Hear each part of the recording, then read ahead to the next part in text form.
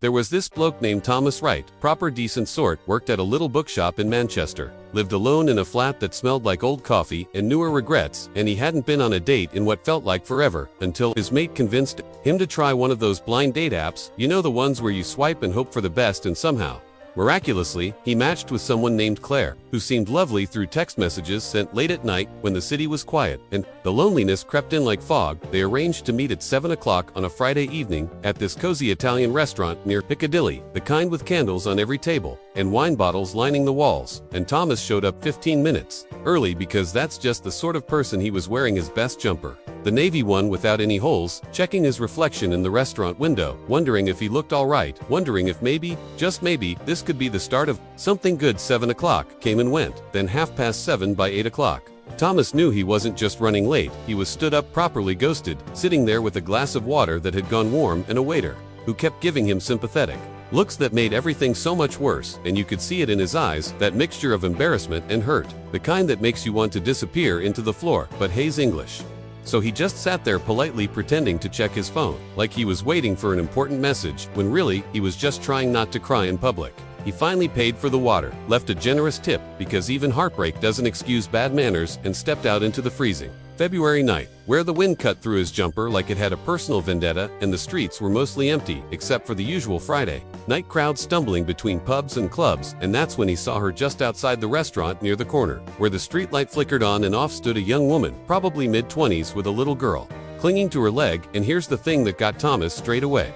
They were both shivering, absolutely trembling in the cold, and the woman was wearing just a thin jacket, nothing like warm enough for a Manchester winter, and the little girl couldn't have been more than 4, maybe 5, wrapped in what looked like a school cardigan, and nothing else. The woman was crying quietly, trying to hide it from her daughter, wiping her eyes quickly whenever the little one looked up at her. And Thomas, being Thomas, couldn't just walk past something, and his chest tightened, something that made him forget all about Claire and the blind date and his own humiliation, because here was real suffering right in front of him, not the kind you feel when someone doesn't show up for dinner, but the kind that leaves you standing in the freezing cold with your child, wondering what comes next. He approached slowly, didn't want to startle them. "Excuse me," he said softly, "are you all right?" The woman looked up, her eyes red and swollen. "I'm sorry, we're fine, really, we'll be fine." Her voice cracked on that last word like it was carrying the weight of 1,000 lies we tell ourselves when we're absolutely not fine. Thomas noticed the little girl staring at him with these huge brown eyes that seemed too old for her age. "To knowing you don't look fine, if you don't mind me saying," he kept his voice gentle.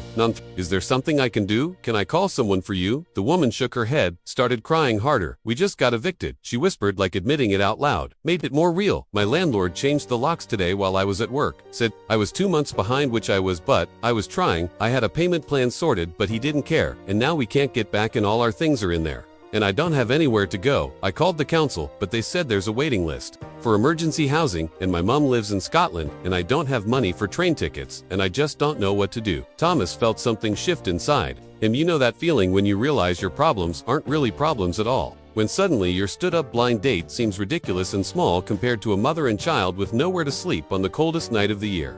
"Have you eaten?" he asked. The woman blinked, surprised by the question. "What have you and your daughter eaten tonight?" She shook her head. "We were going to, but then this happened." "Right," Thomas said with sudden determination, making a decision that would change absolutely everything. "There's an Italian restaurant right here. Let's get you both fed and warm, and then we'll figure out the rest. Yeah, no arguments. You look frozen, and your little one's lips are going blue. Come on."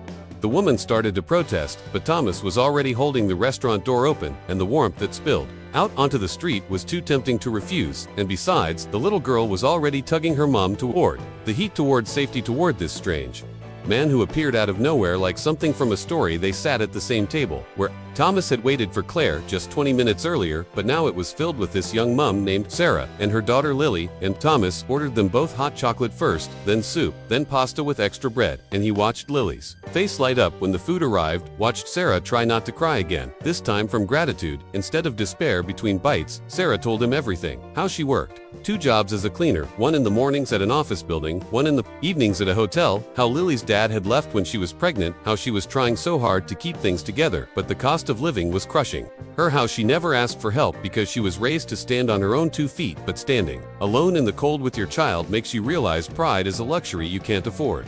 Thomas really listened in that way people rarely do anymore, and when Sarah finished talking, when she'd poured out all her fear and frustration into the space between them, he said something that shocked her. "I have a spare room." Sarah stared at him. "Sorry, what, in my flat?"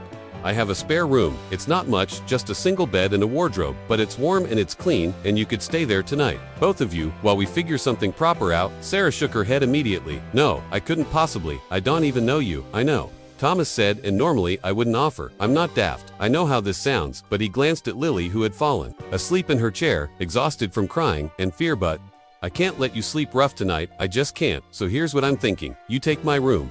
I'll sleep on the sofa. We'll lock the bedroom door from the inside, if it makes you feel safer, and tomorrow we'll go to the council together. We'll sort this properly, but tonight you need to be warm and safe."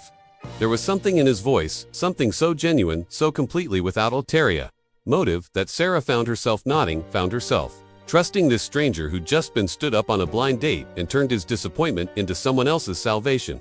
They took a taxi to Thomas's flat, a modest one-bedroom in Chorlton, and true to his word, he gave them his room, brought them extra blankets, made tea, showed Sarah where everything was, and then settled himself on the sofa with a spare pillow and the knowledge that he'd done the right thing. But here's where the story gets really interesting, because that one night turned into 3 nights while Thomas helped Sarah navigate the council bureaucracy, helped her find a solicitor who worked pro bono to deal with her illegal eviction, helped her get her belongings back from the landlord, who suddenly became very cooperative when legal action was mentioned.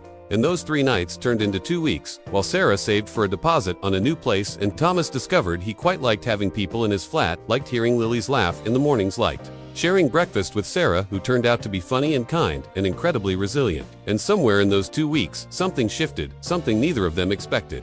Sarah found herself looking forward to the evenings when Thomas came home from the bookshop, found herself noticing how gentle he was with Lily, how he read to her before bed, even though he didn't have to, how he made terrible jokes that somehow made everything feel lighter. And Thomas found himself thinking less about Claire, who never did message to apologize, and more about Sarah, who was fighting so hard for her daughter, who smiled despite everything, who made the best scrambled eggs he'd ever tasted. 6 months later, they were still living together, but now, as something more than housemates. Lily called Thomas her best friend. Sarah called him her partner, and Thomas called them both his family, the one he never knew he was looking for.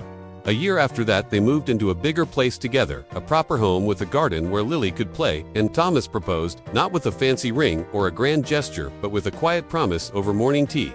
"I want to spend the rest of my life making sure you never feel that cold, or that scared, or that alone, ever again." Sarah said yes, and on their wedding day 2 years after that freezing February night, Thomas gave a speech where he thanked Claire for standing him up, because if she hadn't, he would never have walked outside at exactly the right moment to meet the woman who would become his wife, and the little girl who would become his daughter, in every way that mattered. Sometimes the worst moments of our lives are actually doorways to the best ones. Sometimes being let down is exactly what we need to look up and see what's really important, and sometimes the person you're meant to find isn't the one you swiped right on, but the one standing in the cold waiting for anyone to see them. If this story touched your heart, hit that subscribe button right now, because here at Scarlet Stories we believe in the power of human kindness, in the magic of ordinary people doing extraordinary things, and we share stories like this every single week, stories that remind you the world isn't as dark as it sometimes seems. Drop a comment below and tell us about a time when a stranger helped you, or when you helped someone else, because those stories matter. They inspire us, they connect us, they remind us we're all in this together. And if you know someone who needs to hear this today, someone who's going through a rough time, someone who feels alone, share this video with them. Let them know that sometimes help comes from the most unexpected places. This is Scarlet Stories, reminding you to be kind, to look up, to see the people around you, because you never know when you'll be someone's Thomas, or when you'll need a Thomas of your own. Until next time, keep your hearts open and your eyes watching for those moments when you can make a difference. **